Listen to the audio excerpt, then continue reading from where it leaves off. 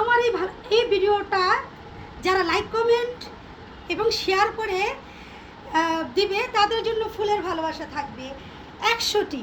না বন্ধুরা, এই ধরনের ফুলের ভালোবাসা কখনোই আমি কাম্য করি না, কখনো কাউকে দিতেও চাই না।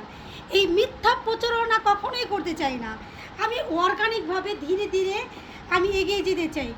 এই প্ল্যাটফর্মে যারা এই ধরনের ভিডিও বানায় যে আপনি আমার পেজে ঢুকে লাইভের পর লাইভে বসে থাকেন, লাইক কমেন্ট এবং শেয়ার করেন, কারণ আমরা যারা নতুন কাজ করি কখনোই আমরা শেয়ার করতে পারবো না।